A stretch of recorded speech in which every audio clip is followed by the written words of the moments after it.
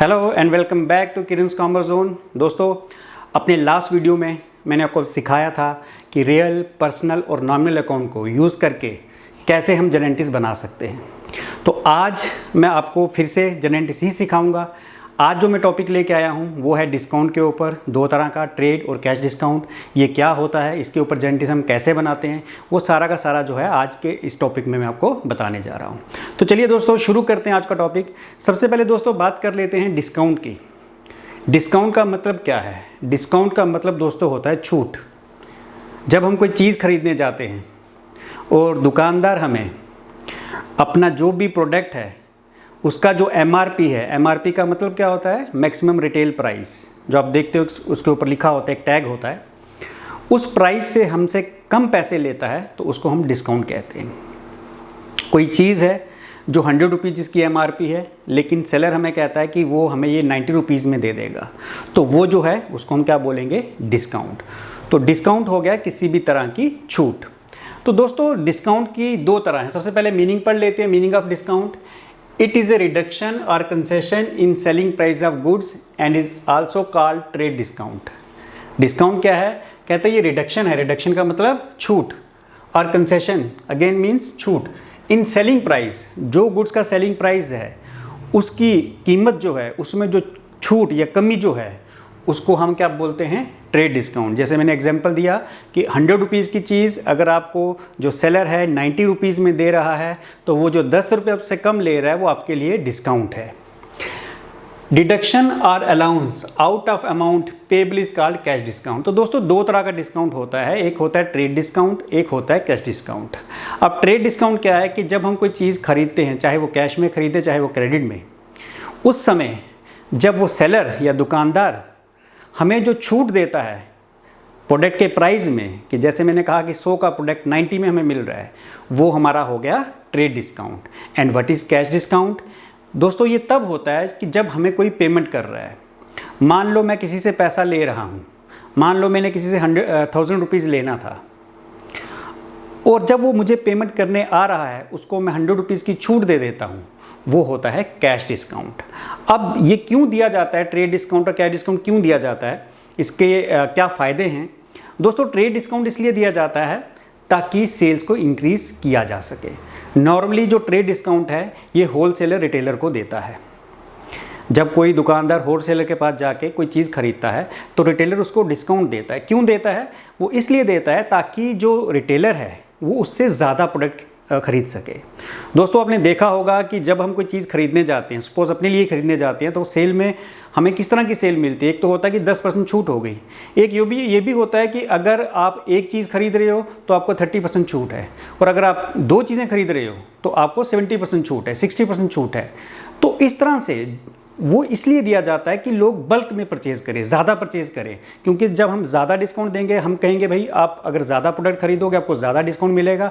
अगर आप कोई प्रोडक्ट खरीद रहे हो, मान लो एक चीज़ खरीद रहे हो 10% डिस्काउंट है, लेकिन अगर आप दो चीज़ें खरीदोगे हम आपको 15% डिस्काउंट देंगे। तो दोस्तों वो डिस्काउंट इसलिए दिया जाता है कि जो खरीदने वाला है वो ज़्यादा से ज़्यादा बल्क में परचेज़ करे। तो फ़ायदा दोनों को ही होता है, खरीदने वाले को भी और बेचने वाले को भी। खरीदने वाले को क्या फ़ायदा है कि उसको जो डिस्काउंट मान लो पहले 10% मिल रहा था, लेकिन अगर वो बल्क में खरीद रहा है तो हो सकता है उसको 15 या 20% डिस्काउंट मिले, तो एक तो उसको डिस्काउंट ज़्यादा मिल जाएगा। और बेचने वाले को क्या फ़ायदा है कि उसकी जो सेल्स हैं वो इंक्रीज़ होती हैं। क्योंकि अगर वो ज़्यादा डिस्काउंट दे रहा है, ऑफ कोर्स उसको लॉस भी होगा, लेकिन अल्टीमेटली उसका इफेक्ट भी, उसका प्रॉफिट भी उसको मिलेगा कि उसकी जो सेल्स हैं वो इंक्रीज़ हो जाएंगी। तो दोनों के लिए फ़ायदेमंद है, बायर के लिए भी और सेलर के लिए भी। और दूसरा जो दोस्तों मैंने कहा कैश डिस्काउंट, ये इसलिए होता है कि सपोज करो मैंने किसी को कोई चीज़ बेची है उधार में, अब उसने मुझे कहा है कि 30 दिन के अंदर वो मुझे पेमेंट करेगा। तो एक तरह से मैं उसको मोटिवेट करने के लिए कि भाई अगर आप विद इन स्पेसिफाइड पीरियड मुझे ये पैसा दे देते हो तो मैं आपको कुछ छूट दे दूंगा। मैं उसको बोलूँगा भाई अगर तुमने 1 महीने के अंदर मुझे ये पेमेंट कर दी तो 1000 की जगह मैं तुमसे 950 ही लूँगा, यानी 50 रुपये तुम्हें छोड़ दूंगा। लेकिन मेरी कंडीशन क्या है? मेरी कंडीशन ये है कि तुम्हें 1 महीने के अंदर वो पेमेंट करनी है। तो मैं उसको मोटिवेट कर रहा हूँ कि आओ और जल्दी पेमेंट करो, और अगर जल्दी पेमेंट करोगे तो तुम्हें कुछ छूट मिलेगी। तो उस छूट को हम क्या कहते हैं? Cash discount. तो चलिए दोस्तों, डिस्काउंट का आई होप मतलब आपको पता चल गया। अब डिफरेंस के बारे में पढ़ लेते हैं। ट्रेड डिस्काउंट और कैश डिस्काउंट। ट्रेड डिस्काउंट क्या है? It is allowed on sale और परचेज ऑफ गुड्स। जब हम कोई चीज़ बेचते हैं या कोई चीज़ खरीदते हैं, ये डिस्काउंट हमें तब मिलता है। मैंने कोई चीज़ खरीदी, उसने कहा कि हाँ जी इस चीज़ की कॉस्ट सेलिंग प्राइस 1000 है, लेकिन हम आपको 10% डिस्काउंट देंगे।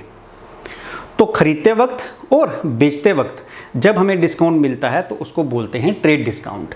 कैश डिस्काउंट क्या है? It is allowed on payment made before due date. अभी मैंने आपको बताया भी कि हम डिस्काउंट, कैश डिस्काउंट कब देते हैं? हम तब देते हैं जब हमें कोई टाइम से पहले पेमेंट करे। तो ये क्यों दिया जाता है? It is allowed on payment made before due date. इसलिए दिया जाता है कि किसी ने ड्यू डेट से पहले, जो उसकी ड्यू डेट थी उससे पहले पेमेंट की, इसलिए जो डिस्काउंट दिया जाता है उसको हम बोलते हैं कैश डिस्काउंट। दूसरा डिफरेंस दोस्तों, it is allowed both on cash और क्रेडिट सेल और परचेज ऑफ गुड्स। ये जो ट्रेड डिस्काउंट होता है ये दोनों ही तरह की सेल और परचेज पे, यानी कैश में सेल, अगर कोई कैश में खरीद रहा है या उधार में खरीद रहा है या बेच रहा है, दोनों ही तरह ही की सेल या परचेज पे दिया जाता है। लेकिन जो कैश डिस्काउंट है it is allowed only on payment. ये तब दिया जाता है जब हमें कोई पेमेंट कर रहा है या फिर हम किसी को पेमेंट कर रहे हैं, ये तब दिया जाता है।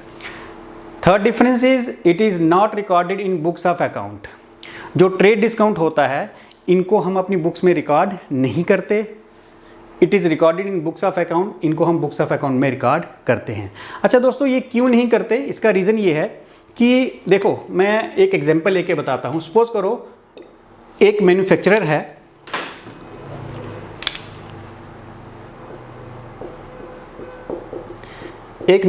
है, वो किसको सबसे पहले गुड्स बेचेगा? होलसेलर को। और होलसेलर किसको बेचेगा? नीचे लिख रहा हूं, होलसेलर बेचेगा रिटेलर को। तो इस तरह से गुड्स बिकती हैं। मैन्युफैक्चरर होलसेलर को बेचेगा, होलसेलर रिटेलर को। अब सपोज करो कोई चीज़ होलसेलर ने मैन्युफैक्चरर से ली 100 रुपीज़ की। मैं मान लेता हूं कि इसने कोई चीज़ 100 रुपीज़ की खरीदी। अब ये चीज़ रिटेलर को दे रहा है। सपोज करो इसने अपना जो सेलिंग प्राइस सोचा हुआ है MRP, वो इसने होलसेलर ने सोचा कि वो इस चीज़ को, इसने जो गुड्स खरीदी थी, होलसेलर ने मैन्युफैक्चरर से जो गुड्स खरीदी उसकी मान लो जो कॉस्ट उसको पड़ी, वो मैं मान के चलता हूँ कि उसको कॉस्ट पड़ी 100 रुपये की। अब होलसेलर किसको गुड्स बेचेगा? वो बेचेगा रिटेलर को। ठीक है दोस्तों। अच्छा, अब इसको कॉस्ट पड़ी 100 रुपीज़। अब मान लो इसने अपनी MRP सोच के जो रखी है, जैसे मैं अगर कोई चीज़ 100 रुपये में ख़रीदता हूँ तो मैं उसकी MRP जो उसका टैग होता है उसके ऊपर उसका मैक्सिमम रिटेल प्राइस दिया होता है, मैं 120 फिक्स कर लेता हूँ कि इस चीज़ को मैं 120 में बेचूंगा। तो उसने 120 रुपये अपना MRP फिक्स किया हुआ है। लेकिन मान लो जब रिटेलर उसके पास आता है तो वो रिटेलर को 120 का जो उसने MRP सोचा हुआ है वो उसको 115 में देता है, इसलिए कि रिटेलर उससे ज़्यादा से ज़्यादा जो स्टॉक खरीदे। अब इसने सोचा था 120, कितना सोचा था? 120, लेकिन फाइनल इसको पेमेंट कितनी मिली इससे रिटेलर से? 115। 5 रुपये हम कहने को कह सकते हैं यार इसका लॉस हुआ, इसका होलसेलर का लॉस हुआ। बट अगर आप ध्यान से देखो तो होलसेलर ने वो चीज़ खरीदी थी 100 रुपये में, बेची 115 रुपये में। अब आप उस डिस्काउंट को जो उसने 5 रुपये कम लिए उसको लॉस तो नहीं कह सकते, क्योंकि एक ही ट्रांजैक्शन में दो चीज़ें नहीं हो सकती, यानी प्रॉफिट भी और लॉस भी। या तो प्रॉफिट हो सकता है या लॉस हो सकता है, या नो लॉस नो प्रॉफिट हो सकता है। अब यहाँ देखो 100 की चीज़ 115 में, क्या हुआ? 15 रुपये का प्रॉफिट। डिस्काउंट का मतलब क्या है? अगर ये डिस्काउंट देते हो उसको हम लॉस बोलते हैं। तो बेसिकली वो लॉस है नहीं, क्योंकि ये इमेजिनरी है कि 120 में बेचेगा। हमारा जो अकाउंटिंग जो सिस्टम है ये इमेजिनेशन पे नहीं चलता है कि मैं सोच के बैठ जाऊँ यार ये चीज़ 100 की मैंने खरीदी है, मैं इसको 200 में बेचूंगा। उस पर नहीं चलता। ये चलता है जो एक्चुअल में हुआ, फैक्ट पे। और फैक्ट क्या है? फैक्ट ये है कि 120 उसने सोचा था, लेकिन फैक्ट ये है कि 115 में बिकी। अब ये जो 5 रुपये हम इसको अपनी बुक में डिस्काउंट नहीं लिख सकते, क्योंकि ये कभी एग्जिस्ट ही नहीं करता था, ये कभी था ही नहीं हमारी बुक्स में। तो इसलिए हम ट्रेड डिस्काउंट को रिकॉर्ड नहीं करते। और जब रिटेलर भी आगे बेचेगा, अगेन उसके लिए भी सेम है।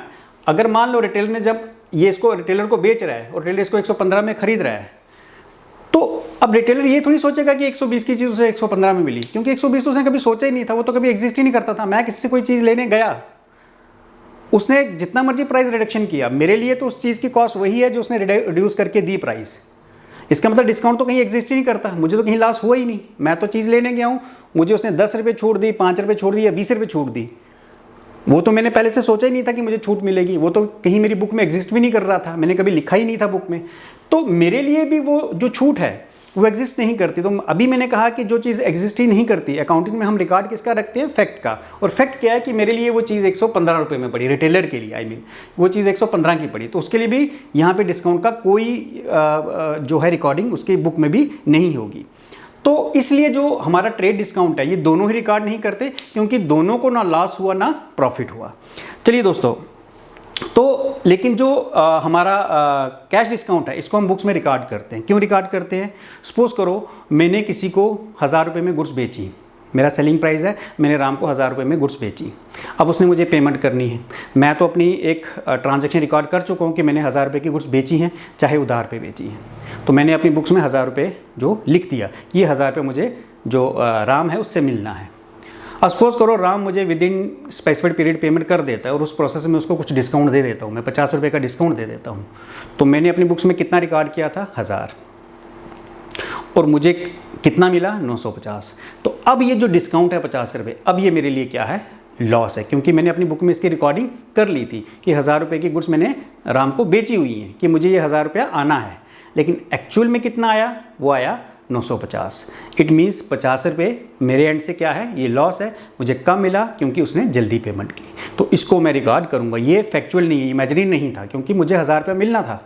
1000 रुपये की ट्रांजैक्शन में कर चुका था अपनी बुक्स में, अब 50 रुपये मुझे कम मिला तो वो मेरे लिए क्या हो गया? लॉस हो गया। तो उसको भी कहीं ना कहीं शो करना है, तो वो मैं उसको डिस्काउंट में डाल दूँगा। चलिए दोस्तों, आई होप ये आपको क्लियर हो गया। अब हमारी जो जर्नल एंट्री जिस पे हमें मेन काम करना है वो कैसे बनेगी? पहले हम बात करेंगे ट्रेड डिस्काउंट की। देखिए दोस्तों, ट्रेड डिस्काउंट की हम जर्नल एंट्री कैसे बनाएंगे? Purchase goods for 10,000 at 10% trade discount. मैंने 10,000 के गुड्स को 10% डिस्काउंट पे ख़रीदा। तो दोस्तों, अब डिस्काउंट का मतलब मैंने बताया छूट, और कितनी छूट मिली मुझे? 10%। अब ये 10% किसका लेना है? गुड्स की जो वैल्यू है उस वहाँ दी हुई, यहाँ वैल्यू कितनी है? 10,000। हमारे लिए गुड्स की जो कॉस्ट है वो है 10,000 की, लेकिन हमें 10,000 पूरा नहीं देना है, क्योंकि हमें इसमें 10% छूट है, यानी हमें इसका 10% कम देना है। तो माइनस कर लो इसमें से डिस्काउंट। अब डिस्काउंट कितना? 10,000, इसका 10%। अगर दोस्तों इसका 10,000 का मैं 10% कैलकुलेट करूं तो वो आता है 1,000, यानी 1,000 पे मुझे छूट है। तो एक्चुअल में मेरे लिए जो उसकी कॉस्ट है वो कितनी हो गई? 9,000, जो एक्चुअल में मुझे पे करना है। तो चलिए दोस्तों, इसकी हम जर्नल एंट्री बनाते हैं। हमें ऐसे एक ट्रांजैक्शन आएगी, कहेगा जर्नल एंट्री बनाओ। अब जर्नल एंट्री जब बनानी है, आपको पता है रियल का रूल क्या था? रूल था debit what comes in, credit what goes out, ये रूल था। अच्छा, पर्सनल का रूल क्या था? पर्सनल का फिलहाल छोड़ देते, हम करते हैं नॉमिनल का रूल। तो दोस्तों, नॉमिनल का क्या रूल था? Debit all expense and losses, credit all incomes and gains, यही है। चलिए दोस्तों, सबसे पहले मैंने कहा था कि जो दो इंपॉर्टेंट कंपोनेंट हैं हमें वो देखनी है, इसमें क्या है? First is goods and second is 10,000, यानी ये रुपीज़ ही हैं। मैंने पहले भी कहा था कि ज़रूरी नहीं है कि वहाँ पे लिखा हो कैश में पेमेंट की है। अगर आपकी पेमेंट हुई है तो वो जो अमाउंट वहाँ दिया है इट मीन्स वो कैश ही है, अनलेस कि कई बार क्रेडिट में भी पेमेंट करते हैं तब लिखा होगा purchase goods from Ram Shyam, किसी का नाम लिखा होगा, इट मीन्स वो क्रेडिट में है। तो ये अभी कैश में है क्योंकि किसी का नाम यहाँ पे नहीं आ रहा, इट मीन्स कैश में। तो गुड्स हमारा क्योंकि एसेट है तो रियल अकाउंट, और कैश भी हमारा एसेट है तो रियल अकाउंट। ठीक है दोस्तों, अब रियल अकाउंट का रूल क्या है? रियल अकाउंट का रूल कहता है डेबिट व्हाट कम्स इन, जो आया डेबिट करो। जब मैं कोई चीज़ खरीद रहा हूँ तो मेरे पास वो चीज़ आएगी जो मैं खरीद रहा हूँ। तो दोस्तों, इसकी हम जर्नल एंट्री कैसे बनाएंगे? फॉर्मेट तो आपको पता ही है, लास्ट वीडियो में मैंने बता दिया था। चलिए, date particular ledger folio, debit और क्रेडिट। यहाँ पे क्या लिखते हैं, journal entries.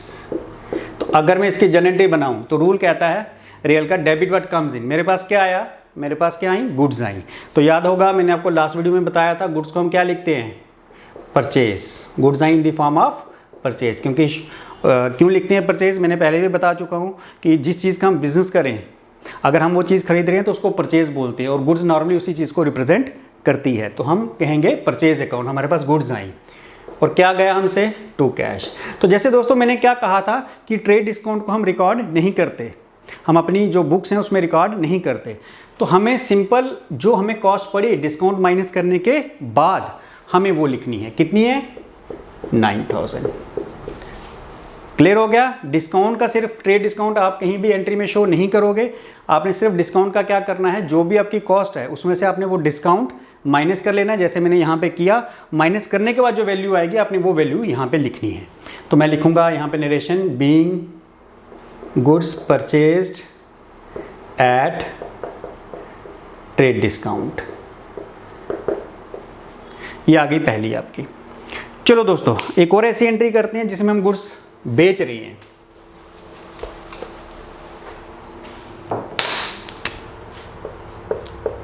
Sold goods for 5000 at 10% trade discount, कि मैंने 5000 के गुड्स को 10% डिस्काउंट पे बेचा। अगेन दोस्तों आपने फिर से वही करना है, हमारे पास वैल्यू क्या है गुड्स, जिस हमारा जो एमआरपी वो क्या है, 5000 है।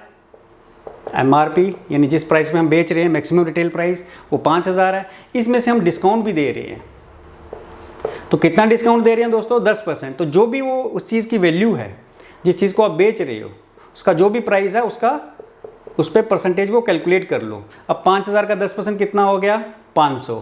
तो एक्चुअल में ये चीज़ मैंने कितने में बेची, 4500 में। तो एक्चुअल में जो मेरा सेलिंग प्राइस है वो 4500 है डिस्काउंट माइनस करने के बाद।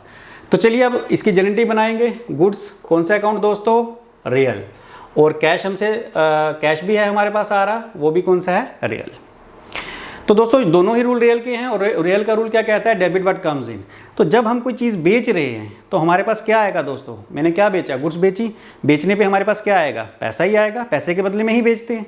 तो मेरे पास आया पैसा, मतलब कैश, कैश अकाउंट डेबिट।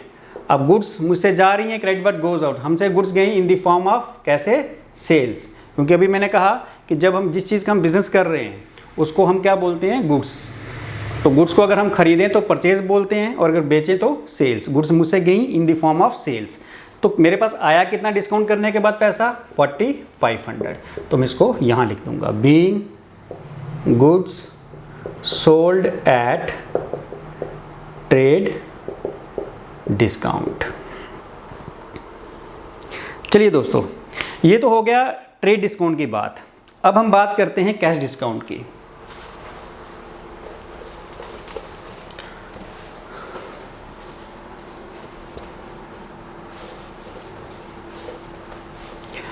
तो दोस्तों पर्सनल अकाउंट का भी रूल लिख देते हैं क्योंकि इसमें यूज आएगा। रूल क्या था दोस्तों, डेबिट द रिसीवर, यानी जो पैसा रिसीव कर रहा है। पर्सनल अकाउंट किसी की नाम की ट्रांजेक्शन लिखता है, तो डेबिट द रिसीवर, जो रिसीवर है उसको डेबिट करना है, क्रेडिट द गिवर, और जो गिवर है उसको क्रेडिट करना है। तो दोस्तों चलिए एक ट्रांजेक्शन लिखते हैं, received cash from Shyam ₹2000, allowed him discount ₹100। मुझे शाम से 2000 रुपया मिला और उसको मैंने 100 रुपये डिस्काउंट कर दिया, यानी छूट दे दी। चलिए दोस्तों सबसे पहले यहाँ पे कैश जो है ये कौन सा अकाउंट है, cash, cash is real account. सबसे पहले यही मैंने कहा था कंपोनेंट देख लो इंपॉर्टेंट। दूसरा शाम, शाम कौन सा अकाउंट है दोस्तों, पर्सनल, क्योंकि नाम जो है वो किस अकाउंट में आते हैं, पर्सनल अकाउंट में। और हमने जो उसको डिस्काउंट दिया, डिस्काउंट जब आप किसी को कोई चीज़ बेच रहे हो, या मैं किसी को कोई चीज़ मैं किसी को इससे पैसा ले रहा हूँ, जब मैं किसी से पैसा ले रहा हूँ और उस वक्त अगर उसको मैं कुछ छूट देता हूँ, 1000 की जगह मैं उससे मान लो 990 लेता हूँ या 950 ले लेता हूँ, तो जो 50 रुपये मैंने उसको छोड़े वो डिस्काउंट मेरे लिए लॉस हो गया, क्योंकि मुझे 1000 आना था, 50 रुपये कम आए। इसी तरह मुझे 2000 आने थे, 100 रुपया कम आया। कम जो 100 रुपया कम आया मेरे लिए एक तरह से लॉस है। तो डिस्काउंट कौन सा अकाउंट है? नॉमिनल। तो नॉमिनल, एक रूल आपका नॉमिनल का भी यहाँ पे लगेगा। तो चलिए दोस्तों, तीनों का रूल लगेगा, हम बना लेते हैं इन तीनों का रूल लगा के एक जर्नल एंट्री। देखिए दोस्तों, सबसे पहले हम ट्रांजैक्शन को समझते हैं। मेरे पास कैश आया 2000, किससे आया? शाम से, और मैंने उसको डिस्काउंट दिया। Cash is a real account, और रियल अकाउंट का rule debit what comes in, जो आया डेबिट करो। तो दोस्तों मेरे पास क्या आया? मेरे पास आया कैश, तो मैं कैश अकाउंट को डेबिट कर लूँगा। अब अलाउड हिम डिस्काउंट, मैंने इसको डिस्काउंट दिया। अब डिस्काउंट, जब मैं किसी को डिस्काउंट दे रहा हूँ यानी उसको कुछ छूट दे रहा हूँ, तो मेरे लिए तो वो लॉस है। जितना मैंने उसको डिस्काउंट दिया इट मीन्स उतना मैं कम पैसा रिसीव करूँगा, तो उतना मुझे फिर लॉस होगा। और रूल क्या है नॉमिनल का? लॉसेस कहाँ पे आते हैं? नॉमिनल अकाउंट में। रूल क्या है? रूल कहता है debit all expense and losses, जितने भी एक्सपेंस और लॉस हैं उनको हम डेबिट कर लेंगे। तो यहाँ पे डिस्काउंट मेरे लिए एक लॉस की तरह ही है या एक्सपेंस की तरह ही है, तो डिस्काउंट को मैं डेबिट कर लूँगा। चलिए, तीसरा था पर्सनल अकाउंट। क्या रूल है दोस्तों पर्सनल अकाउंट का? Debit the receiver, credit the giver. Receiver को डेबिट करना है, गिवर को क्रेडिट करना है। तो यहाँ पे शाम रिसीवर है या गिवर? अगर मैं शाम से रिसीव कर रहा हूँ, रिसीवर तो मैं हूँ, ही इज़ ए गिवर, शाम गिवर है, तो रूल कहता है debit the receiver, credit the giver. तो यहाँ पे मैं शाम को क्रेडिट कर लूँगा। अब दोस्तों अमाउंट कैसे आपने लिखनी है? शाम से टोटल जो पेमेंट लेनी थी वो मैंने लेनी थी 2000, वो मैं यहाँ लिखूँगा क्योंकि शाम से 2000 लेना था, लेकिन मैंने लिया कितना? 100 रुपया मैंने उसको डिस्काउंट कर दिया। 2000 लेना था, ये बता रहा है कि शाम से 2000 रुपया लेना था, कितना डिस्काउंट दे दिया? 100। तो 2000 में से 100 रुपये अगर डिस्काउंट है तो एक्चुअल में मुझे क्या मिला? 1900। तो शाम से 2000 लेना था, ये बता रहा है कि शाम से आपने 2000 रुपया लेना था, इसमें से 100 रुपये आपने डिस्काउंट दे दिया, और एक्चुअल में कैश हमें एक्चुअल फिगर बताता है कि कितना हमने लिया।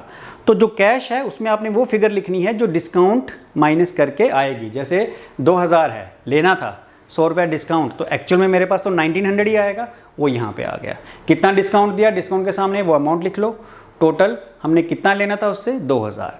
तो आई होप ये आपको क्लियर हो गया। Being cash received and discount allowed.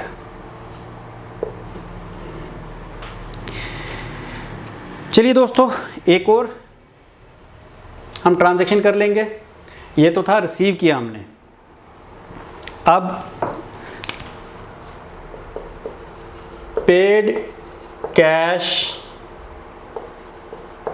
To शाम 1000 रुपीज़, ही अलाउड डिस्काउंट।